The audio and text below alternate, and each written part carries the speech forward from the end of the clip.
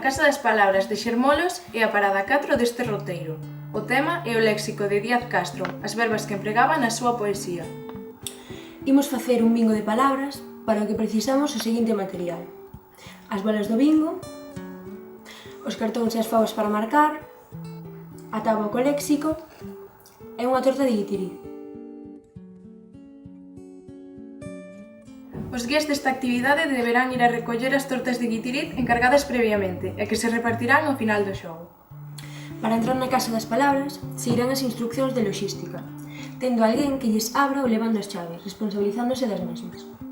Na Casa das Palabras colocarán unha mesa longa con cadeiras arredor para xogar ao bingo. Tamén librarán un pouco o espazo para facilitar que a xente circule durante a visita. Cando chegue o grupo, recibirán dentro. Un dos guías fará a benvida e unha breve visita guiada polo legado de Díaz Castro que hai nas vitrinas.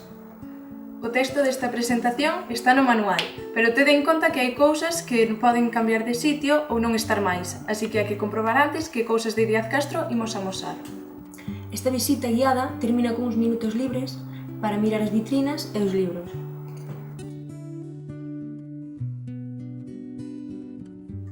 Para o xogo, o outro guía sentará o grupo alrededor da mesa e explicará a dinámica do bingo, entregándolles os cartóns e as favas.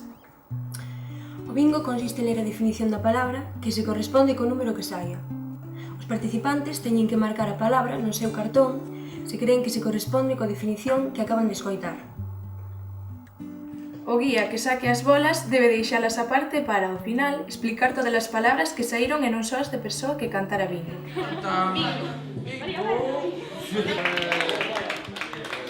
E ora vou ler todas as definicións porque igual si tiña desa palabra e non a marcastes.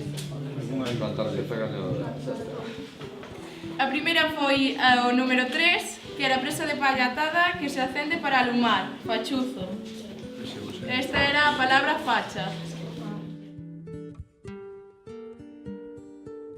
A conclusión desta actividade é precisamente aclarar o significado das palabras que teñen nos cartóns e pedirlles que anoten algunha no pasaporte para recordala.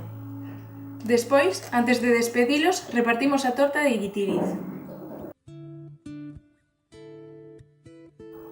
É recomendable facer unha visita previa á Casa das Palabras para ordenala antes do roteiro, obviamente sempre co consentimento de Xermolos. Os guías e anfitrións do noso centro debemos coñecer o que hai nas vitrinas para resolver dúbidas ou curiosidades dos visitantes.